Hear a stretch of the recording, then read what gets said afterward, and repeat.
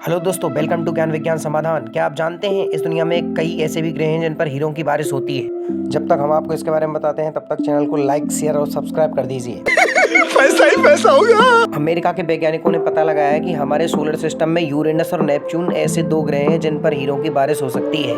इन ग्रहों पर atmospheric pressure बहुत ज़्यादा होने के कारण इन ग्रहों के वातावरण में जमा कार्बन डायमंड में कन्वर्ट हो जाता है और ऐसे इन ग्रहों पर हीरों की बरसात होने लग जाती है।